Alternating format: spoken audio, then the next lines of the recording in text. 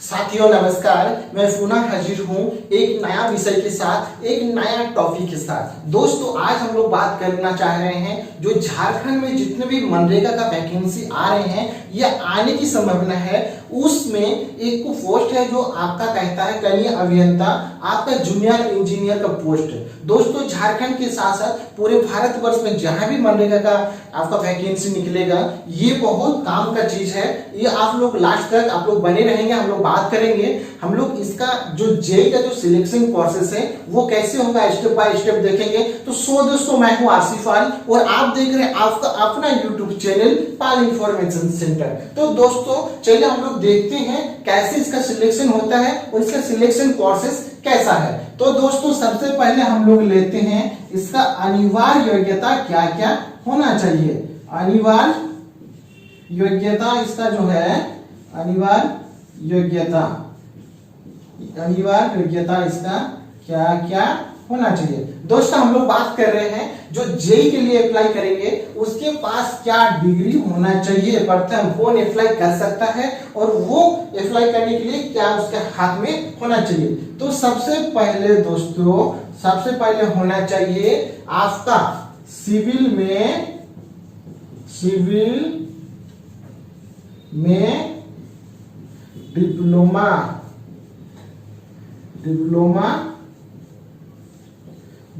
होना चाहिए। दोस्तों अगर आपके पास सिविल में डिप्लोमा है, कंप्लीट करके रखे हैं, तो आप जूनियर इंजीनियर मनरेगा का पोस्ट को अप्लाई कर सकते हैं। ये पूरे भारतवर्ष का यही नियम है। झारखंड में दोस्तों एक और नियम इसमें लागू हुआ है, जो आपका दूसरा पॉइंट इसमें बनता है, अनिवार्य योग्यता में ही वो आते हैं। अगर कोई सिविल में डिप्लोमा नहीं किया है और वो क्या किया है, सिविल में बीटेक कर लिया है, अगर सिविल में क्या है बीटेक अगर कर चुका है तो वो भी क्या है वो अप्लाई कर सकता है। ठीक है, ये दोनों में से अगर आपके पास है तो आप अप्लाई कर सकते हैं। दूसरा स्टेट में अगर आपके पास डिप्लोमा है तो आप अप्लाई कर सकते हैं। किसी डिस्ट्रिक्ट स्टेट में आपका बीटेक वालों को नहीं देता है जेई में। ठीक है, अब दोस्तों आते हैं हम लोग पॉइंट की बाद में बात करेंगे। अगर मान के चलिए यहाँ हम लोग थोड़ा पॉइंट का भी डिस्कस कर लेते हैं। यहाँ पे मान के चलिए अगर आपका डिप्लोमा में क्या है 50% आपको मिला है, जो भी आपका परसेंटेज है वो आप ऐड कर लीजिएगा, या बीटेक जो किया है बीटेक में 50% यहाँ मिला है, तो ये हम लोग बाद में बात करेंगे परसेंटेज का। अब यहाँ पे लिख लेते हैं। अब दोस्तों हम लोग इसमें आते हैं आपका जो भी अनिवार्य योग्यता हो गया, इसके बाद हम लोग आते हैं अतिरिक्त योग्यता में। अतिरिक्त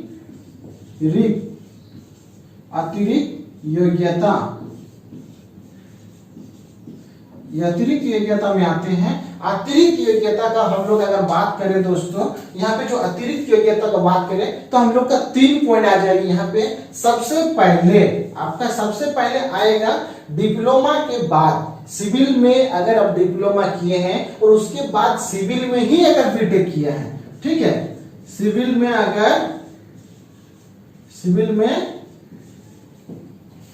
बीटेक भी अगर किए हैं,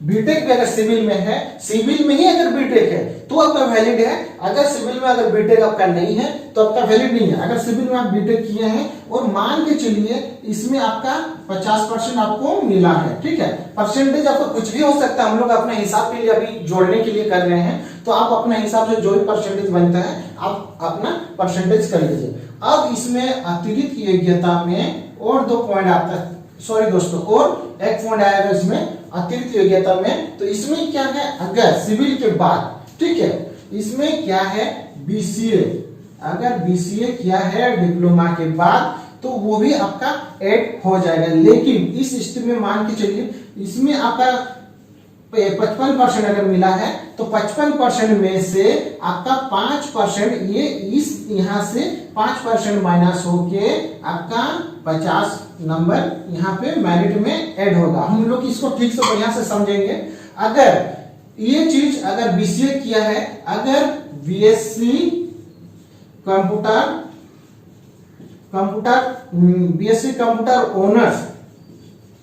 ऑनर्स अगर किए हैं, तो अगर मान के चलिए अगर 50 नंबर आप इसमें लाए हैं तो ये आपका जो 50 नंबर है, ये आपका 50 नंबर आपको मैं बता दे रहा हूं, ये आपका सीधा ऐड होगा, ये माइनस नहीं होगा।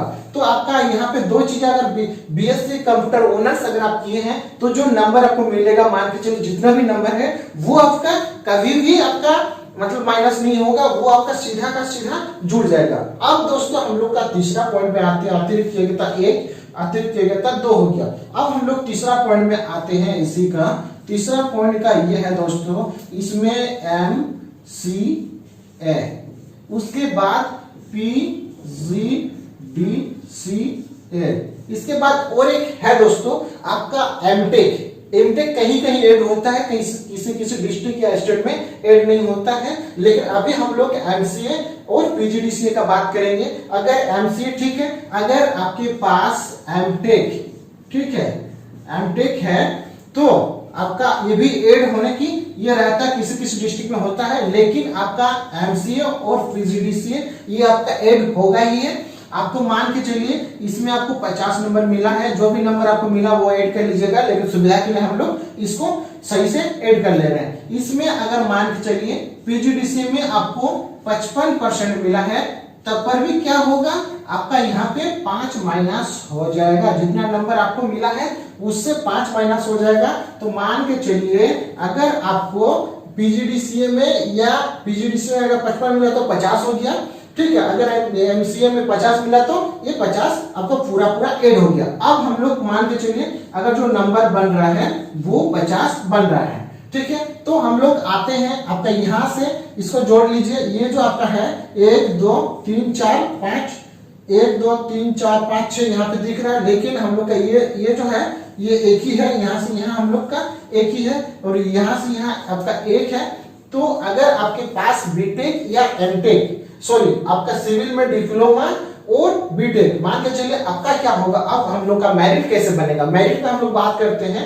इतना तो हम लोग का डिग्री हो चुका है, अब हम लोग आएंगे मेरिट में। तो दोस्तों मेरिट बनने के लिए आपका क्या होगा, सबसे पहले ये जो आपका डिप्लोमा होल्डर है, ठीक है, ये डिप्लोमा होल्डर में अगर आपको कितना मिला है, ये 50 नंबर अगर मिला है तो यहाँ पे क्या होगा 50 नंबर आपका ऐड हो गया, ठीक है। अगर बीटेक किया है, बीटेक का सीधा डिप्लोमा वाला का कुछ नंबर नहीं जुड़ेगा। अगर यहाँ पे सिर्फ आप बीटेक किए हैं, तो अगर सिविल करने के बाद अगर आप सिविल में बीटेक भी किए हैं तब आपका अतिरिक्त योग्यता में जो नंबर आप लगिएगा वो नंबर ऐड हो जाएगा। हम लोग कितना जोड़े हैं, 50 नंबर जोड़े हैं, तो यहाँ पे हम लोग क्या करेंगे 50 नंबर ऐड कर देंगे, ठीक है। ये आपका हम लोग यहाँ आ गए और यहाँ 1 नंबर पे हम लोग आ गए, ये आपका हम लोग दो नंबर ले लिए। अब क्या करेंगे, ये जो 3 नंबर है अतिरिक्त योग्यता का, ये 3 नंबर अगर आपके पास बीसीए या बीएससी कंप्यूटर ऑनर्स है तो अगर मान के चलिए अगर जितना नंबर मिला तो हम लोग 50 नंबर यहाँ पे काउंट किए हैं, तो यहाँ पे क्या करेंगे 50 नंबर काउंट कर लेंगे। अब दोस्तों यहाँ पे 3 नंबर पे हम लोग आ गए, दूसरा तीसरा हो गया। अब क्या करेंगे, यहाँ पे चौथा नंबर पे हम लोग आ जाएंगे। अगर एमसीए पीजीडीसीए जो भी आपका डिग्री है और इसमें अगर आपको ये 50 नंबर जो मिलेगा यहाँ आपका माइनस यहाँ नहीं होगा, लेकिन यहाँ पे 5 आपका माइनस होगा पीजीडीसीए जितना नंबर आपका मिलेगा। तो हम लोग क्या किए, सुविधा के लिए क्या किए हैं 50 नंबर जोड़े हैं, ठीक है। तो ये हम लोग का क्या हुआ 50 नंबर हो गया। तो इसको चारों को जोड़ करके जितना आ रहा है, मान के चलिए 50 50 50 और 50, हम लोग का कितना आ रहा है, यहाँ पे आ रहा है 200 आपका टोटल हो रहा है। अब क्या करेंगे दोस्तों, यहाँ पे अगर 200 आ रहा है, इसको क्या करना है 200 को यही पे हम लोग सुविधा के लिए लिख लेते हैं। मान के चलिए अब 200 हम लोग को मिला है, ठीक है। 200 को कितना में डिवाइडेड देंगे, यहाँ पे 1, यहाँ पे 2, यहाँ पे 3 और यहाँ पे कहाँ पे एक एमसीओ है, ये 4 नंबर। तो 4 में हम लोग क्या करेंगे, इसको डिवाइडेड कर देंगे। तो डिवाइडेड हम लोग जैसे कर दिए, तो अब कितना होगा, यहाँ पे 50 आपका मेरिट, ये आपका जो 50 नंबर है ये आपका मेरिट बनेगा। ये मेरिट यही मेरिट बनेगा। मान के चलिए अगर आपके पास सिर्फ डिप्लोमा है तब पर भी 4 से ही काउंट होगा। अगर आपके पास सिर्फ बीटेक है तब पर भी आपका 4 से ही काउंट होगा। अगर मान के चलिए आपके पास सिविल में डिप्लोमा है और यहाँ पे आपका बीसीए है ठीक है, तब पर भी 4 से ही आपका डिवाइडेड होगा। अगर मान के चलिए कि आपका सिविल में आपका बीटेक डिप्लोमा है, उसके बाद बीटेक है, उसके बाद आपका क्या है पीजीडीसीए है, आपका 3 हो गया। आपका मान के चलिए आपका बीटेक में 1 हो गया, आपका डिप्लोमा 1, उसके बाद आपका क्या है पीजीडीसीए या एमसीए, ये आपका तीनों है, 3 हो रहा। तो 3 जो होगा, लेकिन आपका जो भी नंबर 3 में आ रहा है वो 4 से डिवाइडेड होगा, और 4 से डिवाइडेड होने के बाद जो आपका नंबर आएगा वही मेरिट होगा। ये आप लोग बड़ी भली भांति से जान ले। अब क्या है, मान के चलिए कि 50 नंबर आपको मिला है, ठीक है, और किसी को कितना मिला है, 51 नंबर मिला है, किसी को 48 मिला है, किसी को 47 मिला है। ये आपका ये जो है इतना नंबर मिला है। तो मेरिट में क्या होगा, ये जो है ये 1 नंबर में आ जाएगा मेरिट में, ये आपका 2 नंबर में आ जाएगा, ये आपका 3 नंबर में आ जाएगा, ये 4 नंबर में आएगा। तो ऐसा करके मेरिट बनेगा। मेरिट बनने के बाद दोस्तों ये आपका जो भी जेई है, जेई का एग्जाम होगा, बिना एग्जाम का आपका सिलेक्शन नहीं होगा। मेरिट बनने के बाद ही आपका एग्जाम होगा, और एग्जाम में अगर आप लोग पास करते हैं तो ही आपका नियुक्ति होगा, नहीं तो आपका नहीं होगा। इसीलिए दोस्तों आप लोग बढ़िया से तैयारी करते रहे, बढ़िया होगा। कहीं बहुत जल्दी एग्जाम होने वाला है, और जो डिस्ट्रिक्ट में आपका नहीं निकला वो बहुत जल्दी निकलेगा। और पूरे हमारे झारखंड के बाद अगर किसी स्टेट में अगर ये देख रहे हैं तो ये हमेशा के लिए काम लगेगा। आप लोग इसको देख सकते हैं बढ़िया से। इसको अगर आप लोग देख लिए तो फिर किसी को पूछने का जरूरत नहीं पड़ेगा कि मेरिट कैसे बनता है। तो आई होप मैं समझ गए होंगे कि आप सभी ये सब समझ गए हैं, वो आशा करता हूं, और कहीं किसी को पूछने की जरूरत नहीं है। तब तक मैं लेता हूं विदा आप सभी से। जय हिंद, जय भारत।